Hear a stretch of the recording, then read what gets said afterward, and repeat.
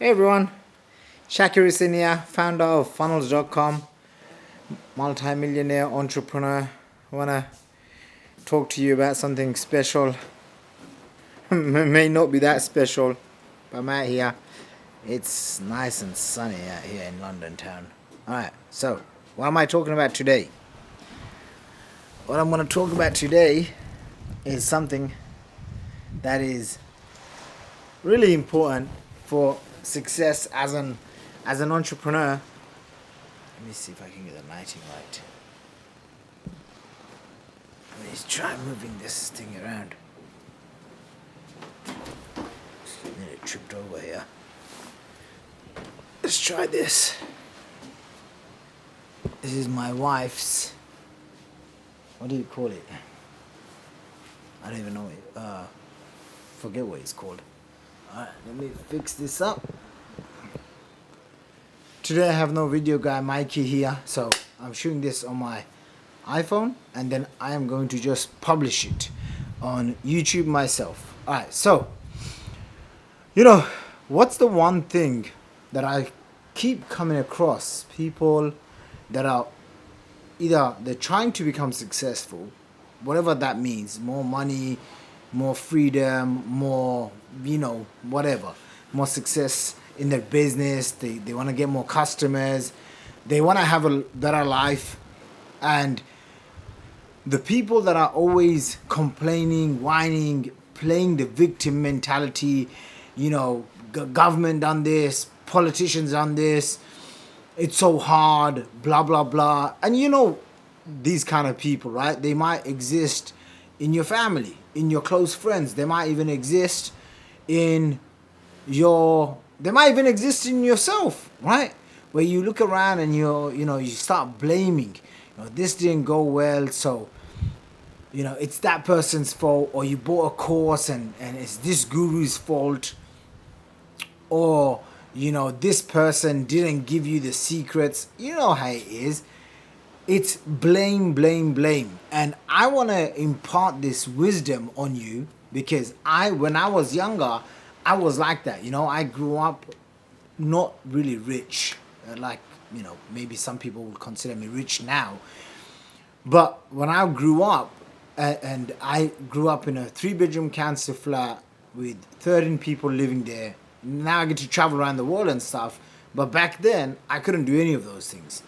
Now I get to basically eat whatever I want, or order out or order in. But back then, we probably would have takeaways once a week, if that. So all of these things growing up in a place where people didn't have a lot of money, they didn't have a lot of wealth consciousness, they didn't really take responsibility. I myself became this victim, and anytime I tried to do something, I would tell myself, I'm not good enough to do that, or I would tell myself, it's this person's fault, until I was 21 years old, and I had gone to a couple of these conferences, and one guy, I remember meeting him, Chris Howard, and he was talking about this concept of being grateful for where you're at, and I think it was him taking responsibility. And these things, I had never heard of anyone say this before, right? For example, if you have a car accident, most of the time, naturally, you're going to blame the other person. That idiot drove into me. That punk didn't see where he was going. Or that person is so stupid. Naturally, you like to blame. Humans like to blame, everyone else around them, right? And what I came to realize was there's a powerful shift that happens when you decide, hey, I take responsibility. Hey, I'm a little bit overweight, I take responsibility. I ain't gonna blame the Pringles and the additives, or was it additives or whatever that term is, that they stick into those Pringles, or the food that has all these chemicals. Instead of blaming outside, if you start taking internal responsibility, this one choice can give you such a powerful life, to the point where you can almost, attract, I don't want to talk too woo-woo stuff, but you can almost attract and manifest a lot of good things in your life. Trust me. If you can just tell yourself, I take responsibility, I take ownership, I own this, I own this mistake, I own this, then guess what happens? You now start to become a very powerful human being. Because if you own it, then you take some sort of control as to why did this happen? Okay, even if it's out of your control, if you start saying, I take responsibility, you start now owning it. When I first started my entrepreneurial journey and I started getting into personal development and all of this stuff about 10 years ago, 10, 12 years ago now, dang, time goes fast. I said to myself, hey, I'm going to go and figure out what it takes to becoming successful. And in the beginning, like everything I tried to do was just so hard, so hard. And I remember making these internal shifts in my head, looking in the mirror each and every single day, asking myself, did I do everything I could have done for myself, for my family, for my dreams? And if the answer was no, I'd say, okay, I take full responsibility. Did I get, back then, we didn't really have YouTube and Instagram, and social media wasn't as big, but there was emails that would just distract you from all these, marketers and gurus sending you all these emails. And I would ask myself, hey, what am I doing? What am I doing to really achieve my goals? And I know as soon as I made that shift, it was like I'm in control. We're never really in control of anything, but a sense of I'm in control of what can I go and get, what can I go and do, what can I go and create. And I remember I had done this event in London, and around 84 people showed up. They all had to buy their own tickets. It was like 500 to maybe $1,500 a ticket. And I had brought on Mike Dillard, one of my friends, Mike Dillard, to come and speak. And at the time, he was this big guru. He had made like, I don't know, 50 million or something crazy. And I remember like I invited him down to come and speak. And I asked him, what do you do to basically create, right? Like whatever it is, because you're either in consumption mode or you're in creation mode, right? And I remember him coming and saying something like, it starts off in the mind. And he looked at me and he said, this event that happened started off in your mind. Before it happened in your mind, there was nothing there. So you put the thought in your mind and then you go and drive it, right? You go and take action. And I remember like looking at him thinking, like, that's the most valuable thing I learned during this whole event. And I hosted this. This was my first live event. We've done 150 something events now, but back then I was a young kid, trying to make it for myself. And when he said that, I remember thinking to myself, wow, like this was this big challenge that I put for myself. And every day I would take responsibility. How many tickets are we selling? Who's the, what's the event? What's the hotel? Who's the staff that we're bringing in? I flew on like 8-9 speakers, right? Like there was no need. That was a big waste of money. But I had flown over like every single person that ever inspired me, which is kind of nutty. But you do stupid things when you have lots of money and you're young.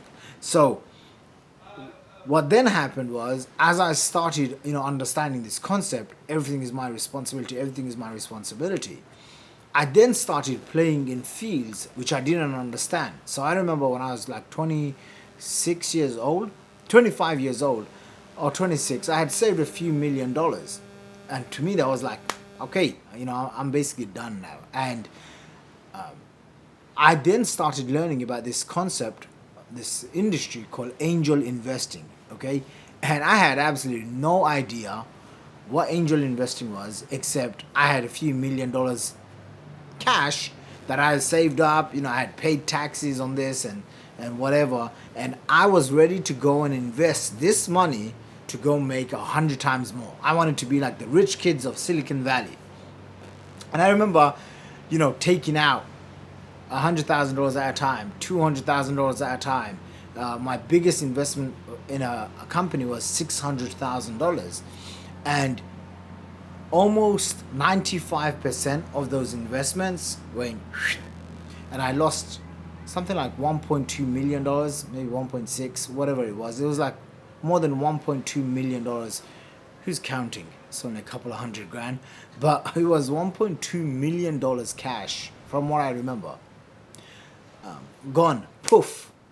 And I remember, like, as soon as those things happened, and I came to that realization, wow, I just like took the money I made in this industry, I put it into this industry, and I lost basically all of it. 95%, 98% I lost. There's like one company that's still around. But I lost all of it, and like I could find myself blaming everyone, blaming, the guy that basically bought this investment for me to invest in, the guy that didn't have contracts in place, and I had, put together 200, I gave him 200k cash. Was it 200,000 pounds or $200,000? It was like 200 grand. It was a nice chunk, and that business went down, and I just blamed everyone, right? Like, and I remember blaming everyone and thinking to myself, poor me, boo-hoo, look at me. I didn't tell anyone, but I did tell my family members, but I didn't tell really anyone else that I had lost all this money.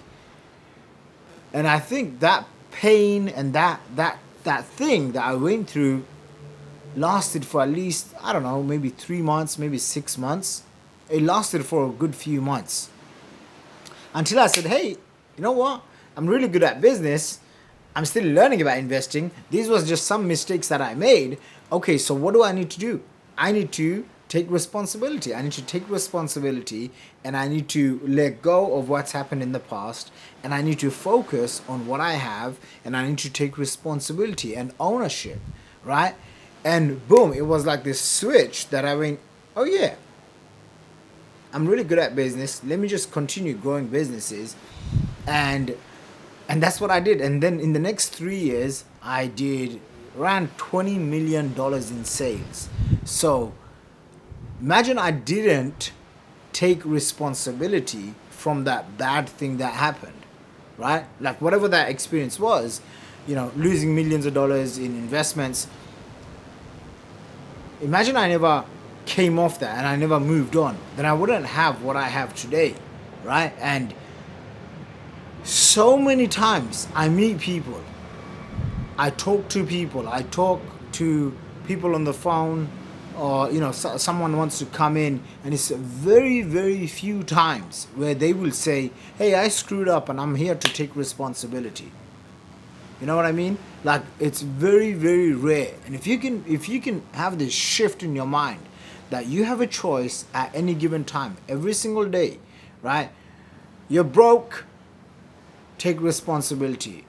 Your parents abused you when you were young, take responsibility. And it's kind of hard to say that, because you're like, but my parents did that and it's their fault and they, XYZ. But if you can just take responsibility, maybe not of the situation, but of how you feel and who you've become in the process, trust me, that is a powerful paradigm shift that can alter your life in ways that you can't even imagine. I know people that have been raped, that have been abused, that have been beaten like you can't even imagine, right? Like, I've known people that, their entire companies have been shut down.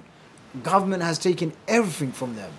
But guess what? They get back up and they say, hey, what can I do? How can I take ownership? How can I keep moving forward?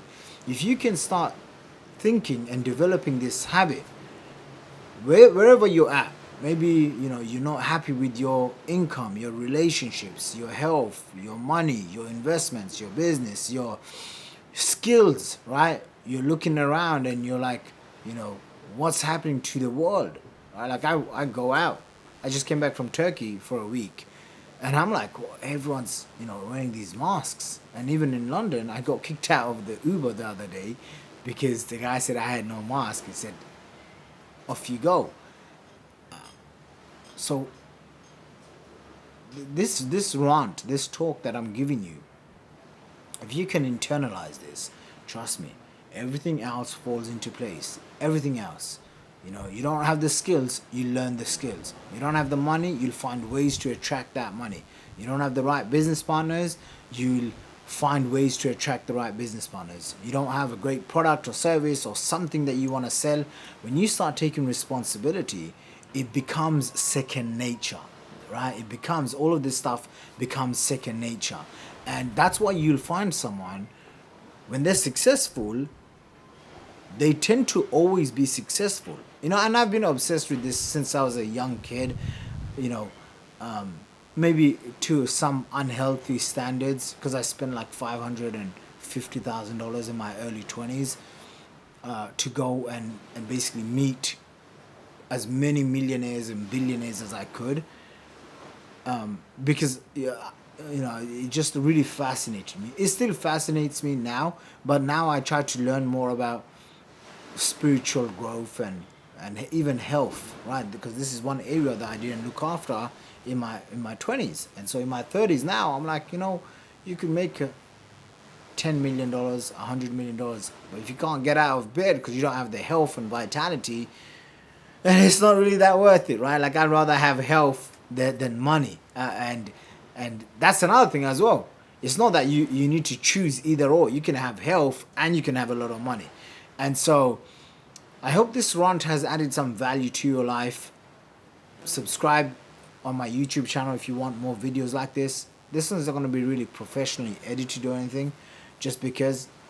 Oh, this is called a hammock. This is called a hammock. That's what it's called. I was thinking to myself, what is this thing called?